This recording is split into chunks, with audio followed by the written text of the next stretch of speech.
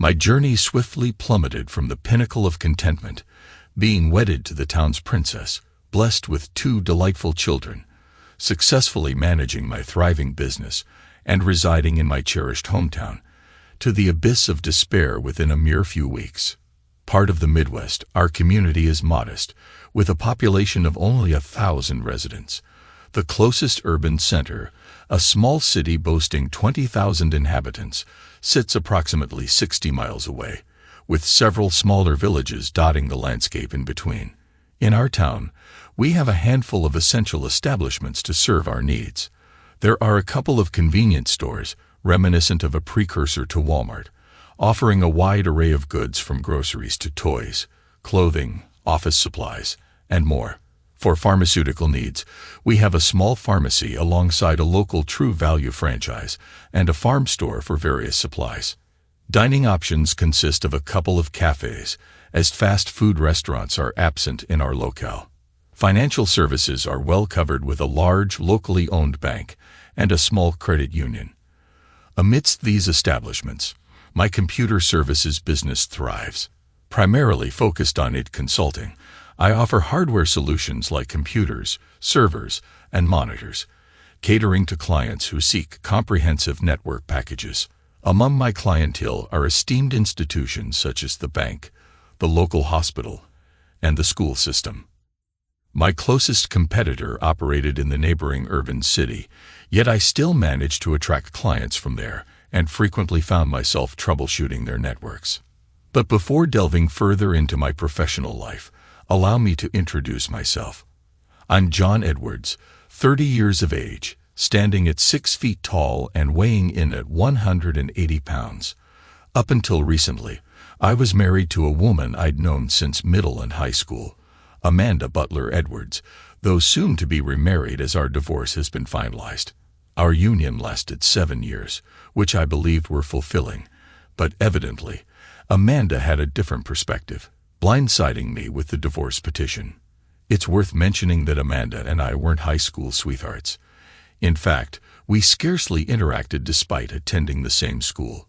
Our circles rarely intersected, even in university.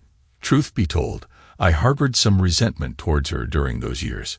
She was the quintessential local princess, being the daughter of Wayne Butler, who owned the town's sole bank, Butler Federal Bank.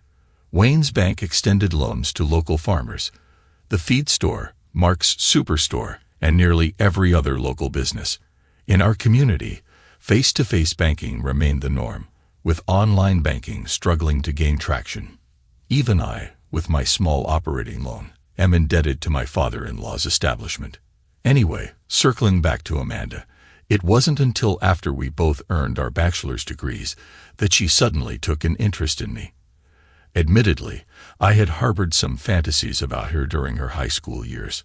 She was the epitome of the classic blonde bombshell, decent height, weight, with a nice bust and curves, and to top it off, she was the head cheerleader. As for myself, I was quite active in sports, starting as a defensive end in football, playing forward in basketball, running the 1,000 and 2,000 meter races in track, and holding down center field in baseball. Now, Amanda wasn't exactly stuck up, though she might argue against that label if confronted. But she did exude an air of entitlement. In high school, she dated the quarterback, a multi-sport athlete named Simon, who also excelled at basketball and baseball. Simon eventually earned a full-ride scholarship to a different university to play football, which marked the end of their relationship. During our college years, Amanda and I traveled in different circles. She was heavily involved in her sorority, which happened to be the largest on campus, while their corresponding fraternity held the same status. They were constantly hosting events, keeping Amanda occupied outside of classes. On the contrary, I was more of a nerd. Much of my time outside of class was spent delving into hardware, software, and various systems, grappling with the intricacies of computerization. My field of study demanded as much dedication outside the classroom as within it. Moreover, I had to hold down a job to help cover expenses that my modest scholarship didn't fully address. My father served as the manager of Mark's Superstore, earning a modest salary that kept us afloat, albeit just enough to preclude any grants for me. To illustrate the vast difference in our lifestyles, you could quintuple the square footage of my parents' house and still not match the size of Wayne Butler's primary residence. During the summers, Dad and I would frequently embark on camping trips almost every other weekend, finding solace in the simplicity and enjoyment of fishing. Meanwhile, Amanda and her family jetted off to luxurious destinations like Aspen, the Ozarks, Miami, occasional jaunts to Hawaii, and even up to Maine just for leisure. As you can gather, Amanda and I were starkly different individuals who happened to hail from the same small town. When I returned home from school, Amanda suddenly expressed an interest in dating me, almost to the point of seeming like she was stalking me. Frankly, I never quite comprehended her fascination. Yes, I had launched my own business, albeit as a one-man operation at the time. I had secured a small business grant for my startup capital and managed to turn a modest profit in the first year. Eventually, Amanda mustered the courage to ask me to dance one night when we both found ourselves at the same bar with a live band playing. Surprisingly, we clicked well on the dance floor. Thanks to my mother's insistence on learning various dance steps, I didn't embarrass myself too much. As the bar closed for the night, we parted ways with a kiss by her car and my promise to call the next day to arrange a proper date. I grew up as an only child, a result of my mother's medical condition that hindered the normal development of a fetus. I suppose you could say I was a bit of a miracle baby. In contrast, Amanda had a brother who left home at 18 and essentially disappeared, perhaps due to his strained relationship with Wayne. In the year following my graduation, tragedy struck when my father succumbed to a sudden heart attack. My mother recounted how he had been discussing mowing the yard, only for her to later discover something protruding from the small shed door at the back of our property. By then, it was too late.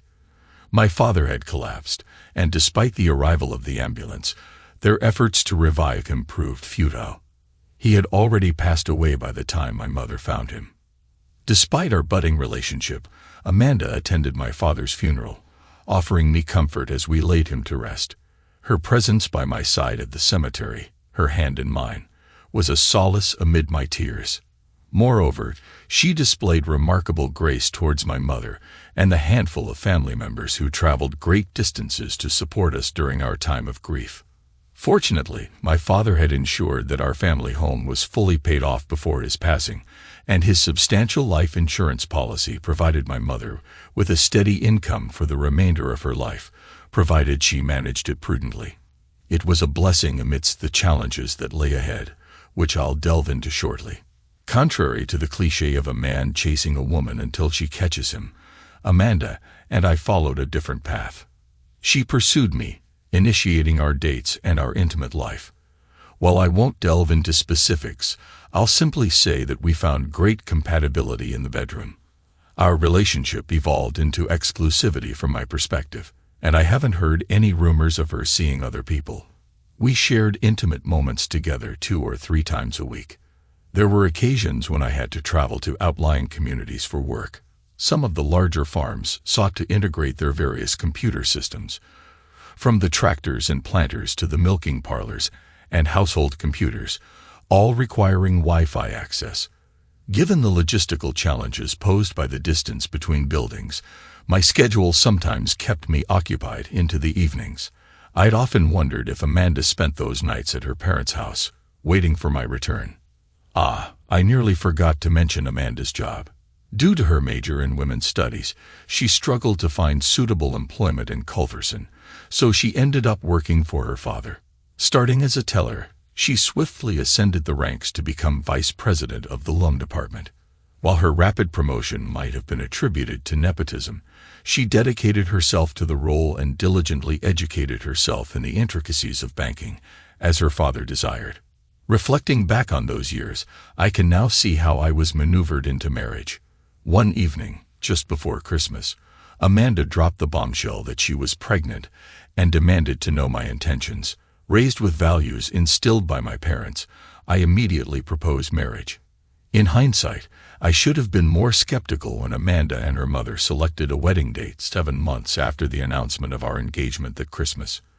However, by the time I realized the deception regarding her pregnancy, the plans were set and countless invitations had been dispatched. Confronting Amanda, her response was nonchalant. She simply shrugged her shoulders and justified her actions by saying, "If I left it up to you, we would never get married, let alone engaged. I love you, and you love me. This will work."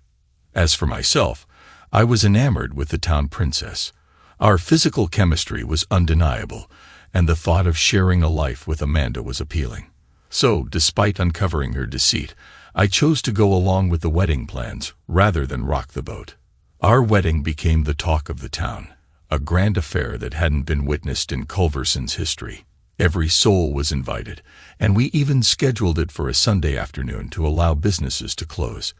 The feast was lavish, catered by a firm from our neighboring urban community. Our honeymoon in Barbados was quite the adventure.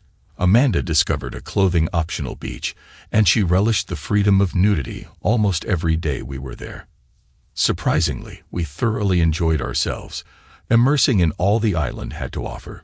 We explored every nook and cranny on a motor scooter, and we even indulged in snorkeling adventures in the crystal-clear waters of the Caribbean Sea. Upon our return from our 2 weeks of bliss, it was back to the grind. By then, I had expanded my business to include 3 technicians and a secretary/bookkeeper to keep us organized and efficient. However, before our marriage began to unravel, we were a well-oiled machine.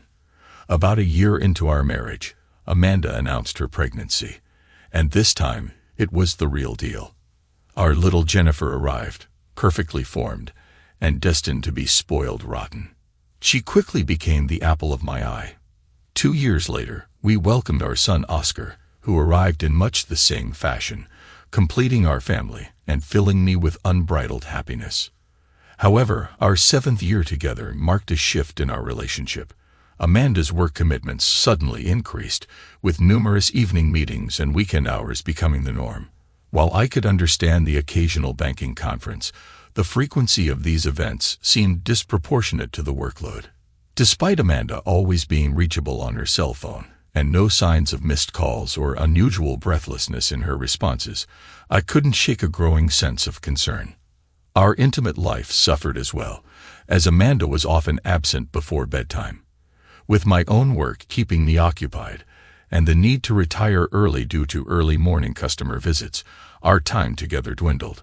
Although I had more assistance with the business, it was primarily to prevent me from burning out. Despite our collective business, I prioritized being home in the evenings, especially considering Amanda's unpredictable schedule with the children. I recall vividly the last time I shared intimacy with my wife. It was a Friday evening, and to my surprise, she had already returned home and prepared a delightful supper for us. The children were ecstatic, chatting away with their mother throughout the meal, so much so that we had to remind them to eat. Afterward, we all pitched in to tidy up the table, loading the pots, pans, and dishes into the dishwasher, before settling down together to watch Shrek for what felt like the umpteenth time. The children were overjoyed to have Amanda back, and she had to personally tuck them into bed that night. I was strictly forbidden from entering their bedroom. Once the little ones were settled, Amanda returned to the living room, carrying a couple of glasses of wine and adorned in high heels and a delicate garment known as a baby doll, which only enhanced her beauty. We settled on the couch and sipped our wine, while Amanda whispered what she wanted me to do that night. She didn't want affection and love. No, she wanted hard, and I gladly gave her what she asked for. I exerted myself to the fullest, pouring every ounce of energy into the moment until I succumbed to a dreamless slumber. When I awoke on that Saturday morning, Amanda was already dressed, holding an envelope in her hands. "Time to wake up, dummy," she said abruptly. Where was the tender woman from the previous night? And why the sudden use of dummy? Confusion clouded my mind as I tried to make sense of the situation. "The kids are all dressed and ready to go to Mom and Dad's," she continued, her tone cold and detached. That's where I'll be spending the weekend. You've got about 48 hours to pack up your belongings and get out of my house. Monday morning, a restraining order will be issued against you, citing mental cruelty and a propensity for violence if provoked. The divorce papers in this envelope will be filed at the same time. I was dumbfounded, struggling to comprehend the sudden turn of events. Summoning whatever courage I could muster, I managed to stammer. "What's happening? Why are you doing this?" "Simple, stupid," she retorted dismissively. "Simon has joined the bank as Dad's right-hand man, and we're getting married as soon as my divorce is finalized. We've been reconnecting for months, and now it's time to make it official." With those words, she delivered the final blow to my world. "Oh, and by the way," she added casually, "Simon can't have children, so he wants to adopt Jennifer and Oscar." With that, she slammed the door shut behind her, leaving me to grapple with the shattering pieces of my life. For the first 12 hours of that fateful weekend, I found myself immersed in the contents of the envelope, repeatedly digesting its implications. Amanda's demands were staggering. She didn't just seek possession of the house, she aimed to claim ownership of my business as well. According to the terms outlined, I could continue to operate the business, but my earnings would be reduced to minimum wage, even less than what my employees earned. She insisted on full custody of the children, with the requested child support exceeding any feasible income I could generate under her oppressive terms. Moreover, she had already drained most of our savings, leaving me with a pittance. Despite her anticipated higher earnings, she sought alimony from me, ignoring the gross inequity of our financial circumstances. While her car was titled in her name, mine was owned by the company, affording me a means of transportation as long as I remained employed. Faced with the harsh reality of my predicament, I resolved to take action. I reached out and secured a loan for a pickup truck and trailer, knowing that our mutual friends wouldn't be of much assistance. Desperate for support, I called upon a few old high school acquaintances who readily came to my aid. Together, we loaded the trailer with belongings that Amanda was unlikely to contest. With nowhere else to turn, I sought solace in the familiarity of my workplace. Having purchased the entire building the previous year to accommodate expansion, I discovered a small, neglected apartment on the second floor. Determined to make it my temporary refuge, I rolled up my sleeves and spent the entirety of Sunday cleaning and organizing. An air mattress served as my bed, while hand-me-down furniture and kitchenware provided by my friends offered some semblance of comfort. A modest microwave became my culinary companion, supplemented by a cooler filled with ice to keep my beers chilled until I could procure a refrigerator. Monday morning greeted me with stiffness and discomfort, a stark reminder of the perils of sleeping on an air mattress, an experience I wouldn't recommend except in dire emergencies. The shower offered no reprieve, with cold water cascading down due to the lack of hot water on the second floor. A meager tank provided the only source of warmth, relegated to the bathroom in the office downstairs. Despite my less than ideal circumstances, I managed to muster a semblance of presentability after a shave. Determined to seek legal counsel, I reached out to several local attorneys, only to be met with a chilling reception. It seemed my father-in-law had already tainted my reputation, spreading word of my perceived transgressions. No help was forthcoming, and any loans I might have relied upon were now at risk of being called in. With no time to secure representation from afar, I found myself in court that morning, standing alone and vulnerable. Judge James presided over the proceedings, and an uneasy feeling settled in the pit of my stomach. His close ties to the Butler family, evident from his frequent appearances at their events, coupled with the likelihood that his financial affairs were intertwined with Butler Federal Bank, did little to assuage my apprehension. The judge's first words were directed at me, his tone stern. "Mr. Edwards, why are you not represented by counsel?" "Your Honor, I humbly apologize," I responded, attempting to maintain composure. I was served with the papers by my wife on Saturday morning, leaving me little time to seek legal representation before today's hearing. Despite my efforts, no local attorney was willing to take my case. I respectfully request a continuance to seek counsel from outside the area."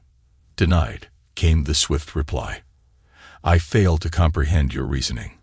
According to the records, these papers were filed 3 weeks ago, and this court date was set accordingly. Furthermore, it's noted that you were served at your place of business on the same day by the deputy. You had ample opportunity to secure representation and submit the necessary financial documents. Your attempt to delay these proceedings is both flagrant and contemptible. Your Honor, I must protest and request that this be entered into the official court record," I exclaimed, desperation evident in my voice. "I feel as though I'm being coerced into a settlement that overwhelmingly favors my wife, with the sole intent of destroying me rather than genuinely benefiting our children. As our earnings records are filed jointly, my wife should have been able to provide my financial standing, rendering the unreasonable request for child support baseless. Additionally, she has announced her intention to remarry immediately upon our divorce being finalized, making alimony unnecessary." The judge banged his gavel emphatically. "Silence. You, sir, are out of order. You've had ample time to respond to the summons. I rule in favor of the plaintiff," he declared firmly, slamming the gavel down once more before abruptly exiting the chamber. I was left reeling, the reality of my situation sinking in with brutal force. In a matter of minutes, I was divorced, facing the prospect of limited access to my children, and my business had been stripped away. Glancing at my ex-wife, Amanda, I detected a flicker of guilt in her expression, quickly masked by a haughty stare. "You better get to work," she admonished coldly. "I don't pay you to sit around looking like someone just ruined your day." As hatred threatened to consume me, I forced myself to maintain composure, acutely aware of the watchful eye of the bailiff. It was clear he harbored no warmth toward me. Simon and Amanda's attorney rose from their seats, exiting the courtroom. I remained seated, biding my time. I couldn't afford to provide them with any ammunition that might land me in jail, a realization that dawned on me as a plausible goal of theirs. The bailiff approached me discreetly. "They should be out of the building by now," he whispered. "The other bailiffs are keeping watch, but you know the influence the butlers wield in this town, even in the county. Get yourself a lawyer from the state capital. That should put enough distance between you. We sympathize with your situation, but can't risk being implicated." I nodded in appreciation and thanked the bailiff for his discreet counsel. Stepping out of the courtroom, I couldn't shake the feeling of being scrutinized by the uniformed personnel lined up to observe my departure. Heading straight to the office, I was surprised to find that Amanda and Simon hadn't arrived ahead of me. Their overconfidence had played in my favor for once. Without delay, I ensured that all staff members were preoccupied with their tasks. Seizing the opportunity, I hastily drafted a check for cash and dispatched our secretary/bookkeeper to the bank with strict instructions. She was to explain that I would be out of town servicing distant clients and required cash for the trip. I chose not to visit the bank personally, anticipating potential obstruction. Unless a court order had explicitly transferred ownership of the business, the bank had no grounds to refuse the transaction. Such occurrences were not uncommon in small towns, where cash transactions were preferred over debit or credit cards, to avoid the fees imposed by banks and credit companies. With my name still on the bank's signature card, I had the authority to withdraw the necessary funds. Aware that my credit and debit cards were rendered useless, I opted for the old-fashioned green bills adorned with the faces of deceased presidents. Although there was ample cash in the account to cover the upcoming payroll, I couldn't bear to see my staff suffer.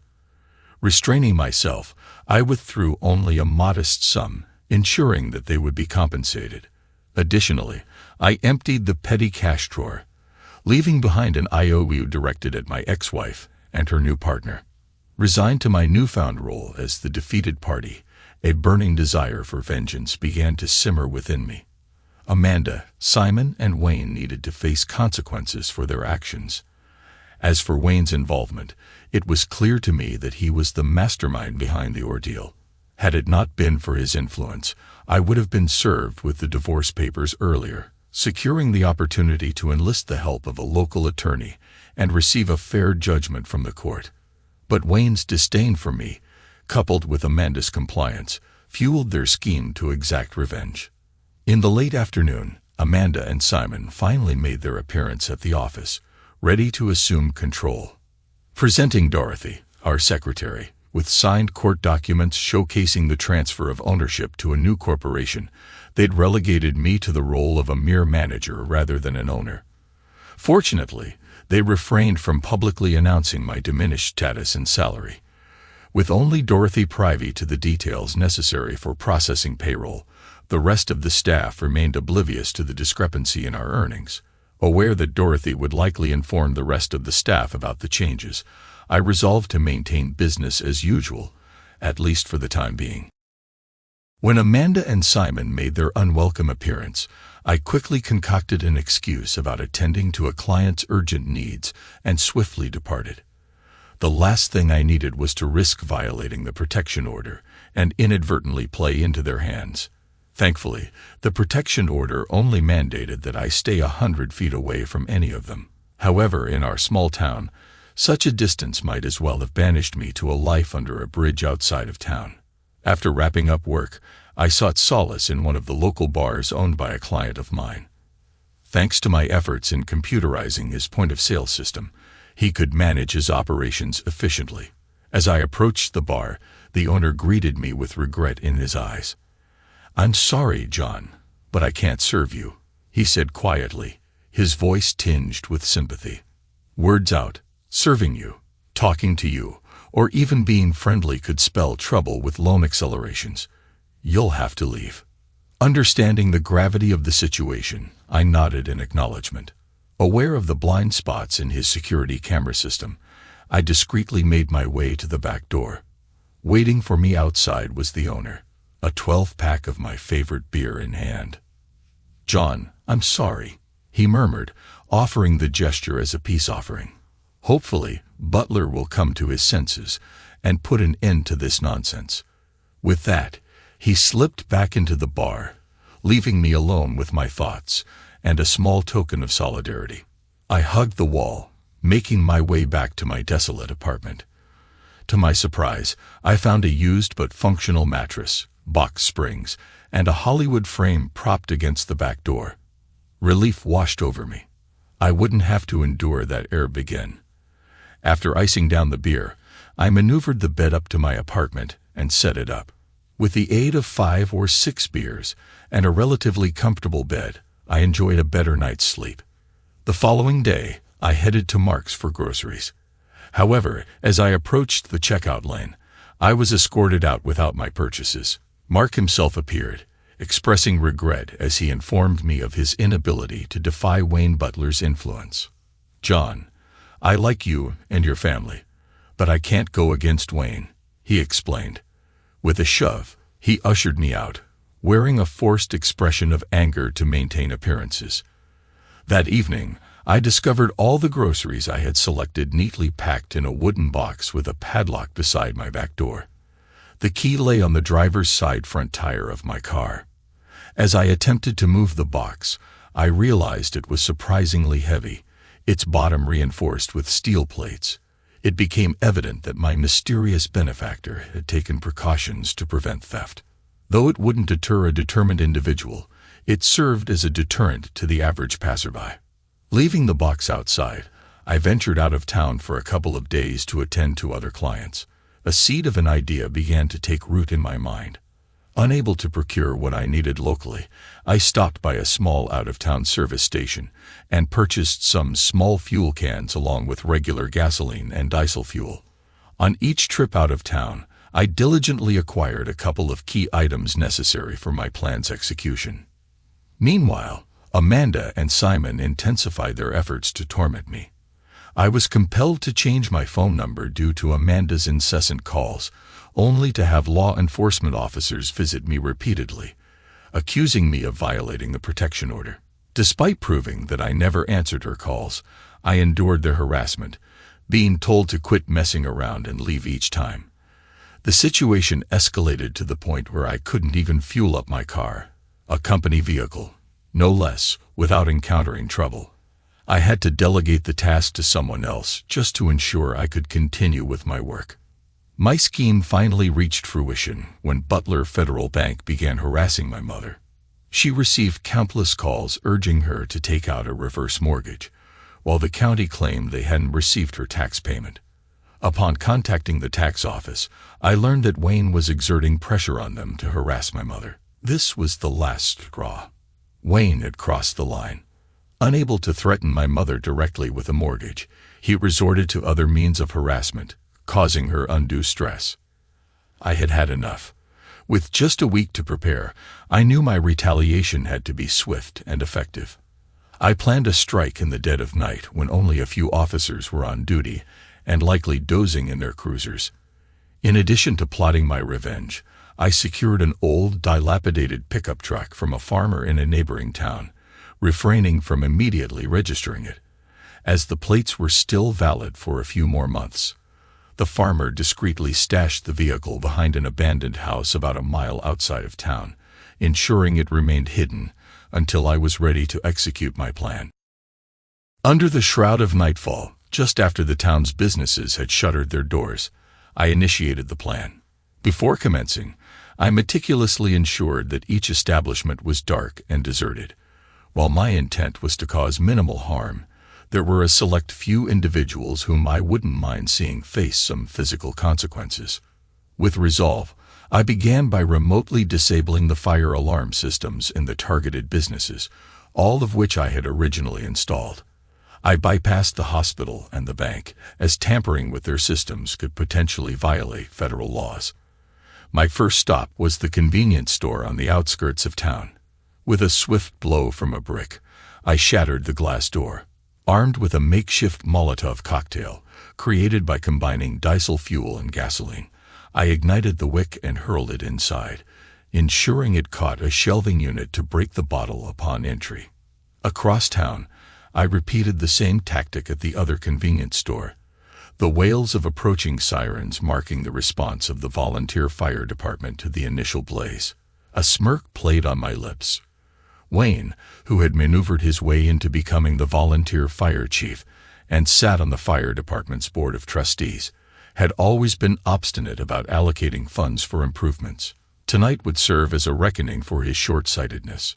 My next destination was the farm supply store, where the manager had always been a vile character, even before my own persecution began. There, I strategically deployed 3 Molotov cocktails at various points within the building, ensuring the fire could spread rapidly. Despite the sprinkler system activating, the lack of supplemental water from the overwhelmed fire department rendered it futile, allowing the flames to engulf the store unchecked.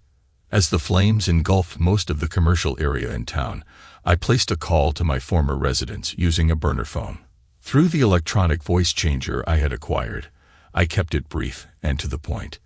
Disguised as Darth Vader, I warned Amanda about an arsonist and advised her to take herself and the kids to my mother's house for safety.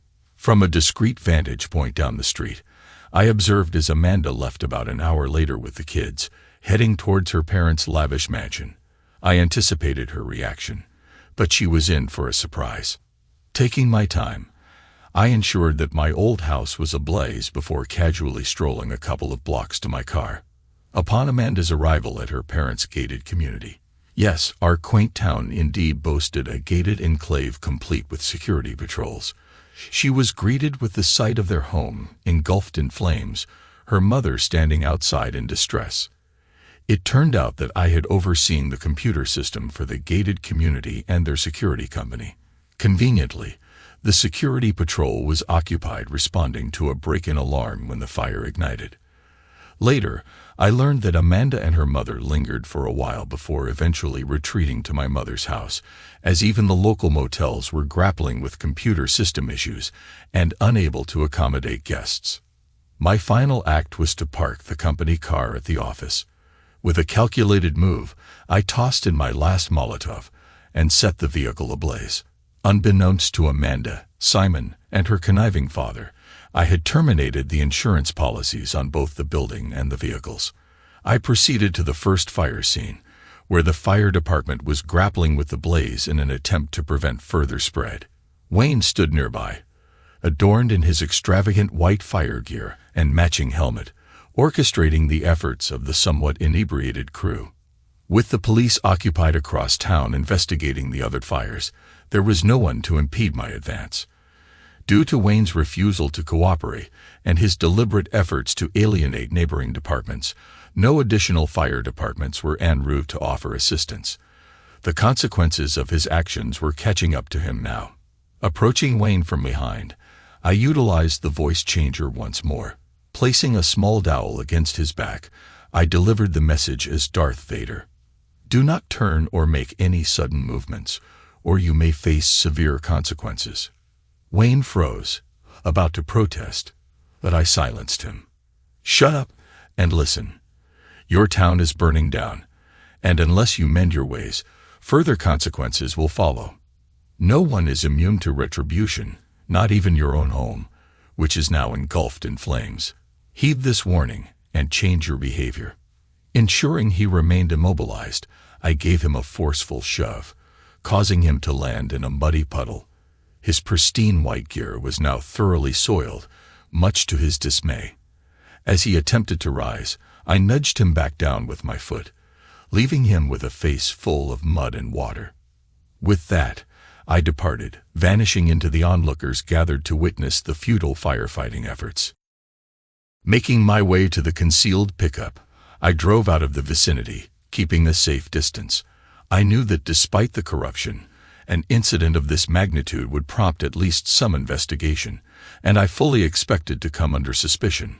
I relocated to a bustling metropolitan area, 3 states away from my hometown. There was no attempt on my part to conceal my identity or establish a new persona. Frankly, I didn't see the point. My access to my children had been severed. They were now under Simon's care. Financially, I was destitute, unable to provide child support or alimony. With law enforcement likely on my trail, I refrained from launching a new business endeavor. Instead, I secured a position in the aid field, a familiar domain where I resumed my previous line of work. I exercised caution, even driving considerable distances from my apartment to make phone calls using a burner phone, driven by my paranoia of being tracked. As it turned out, my apprehension may have been unnecessary. When I finally reached out to my mother, she greeted me with relief, eager to share the latest developments in her hometown. Firstly, I'm relieved to hear from you. Initially, there were concerns that you might have been inside the apartment during the fire, but no evidence of your remains was found. Eventually, speculation arose that you had left town after leaving a resignation letter for Amanda and Simon, which likely perished in the fire. Thanks for reaching out promptly to let us know you're alive. Secondly, Amanda and Simon's marriage didn't come to fruition. It transpired that Simon was already married in another state and hadn't finalized his divorce. Amanda and the children stayed with me until she could secure a new residence, which ironically is smaller than your former home. Lastly, the aftermath of the fires revealed a tangled web. Many of the businesses and homes affected were insured through the bank's insurance agency. The substantial claims incurred prompted the insurance company to sever ties with the agency. Upon investigating, they discovered that Wayne Butler, as fire chief, had impeded the adoption of modern firefighting practices and neglected to establish necessary mutual aid agreements. Consequently, the insurance company is pursuing legal action against Wayne for his role in the calamitous losses. Additionally, a new bank has established a presence in our town, and many of the businesses affected by the fires have secured loans from this institution, denting the profits of Butler Federal Bank. Unbeknownst to me, Butler Federal Bank had a board of directors who are displeased with Wayne's management. He's currently under close scrutiny. Furthermore, since Amanda's marriage plans with Simon fell through, she has rescinded the protection order and is eager to reconnect with you. Moreover, the children remain legally yours. Amanda has petitioned the judge for modifications to the divorce proceedings as the finalization hadn't reached the 90-day mark. It's possible you're still legally married. The kids continue to inquire about you daily when they visit here after school. In a surprising turn of events, it came to light that Judge James had a collection of cars, a fact he had kept under wraps until that night. Unfortunately for him, the collection was destroyed in the fires. Rumor has it that Wayne, in an attempt to minimize expenses, only insured the cars with basic liability coverage. As a result, the judge suffered significant financial losses, leading to a notable change in his demeanor towards Wayne Butler. We're currently in the process of searching for a new police chief as the sheriff has decided not to seek re-election, leading to several resignations among deputies and officers. Amanda's parents are in a predicament. Seeking a place to live after their house was completely destroyed. Unfortunately, finding suitable temporary accommodation is proving difficult, and the prospect of rebuilding their home seems uncertain due to a lack of willing builders. Amanda even approached me about selling or renting them my house, but I couldn't bring myself to trust them given their past treatment of my son. Wayne tried to assert himself, but his legal troubles have weakened his influence, and even the tax assessor refused to bend to his demands. Interestingly, my missing tax payment magically reappeared after that night, coinciding with some unexpected fiery mishaps involving the assessor's vehicles. It appears that Wayne's grip on power is loosening, and many are relieved by the prospect of change. It seems the fires have left most people unperturbed, with many viewing them as a cleansing force. However, the affected business owners and Wayne Butler are understandably distressed. "Well, it looks like I'll have to plan a visit home very soon," I replied with a chuckle. "But I might need to arrange for a more reliable vehicle first. My old ride barely made it here. I'll see you soon, Mom."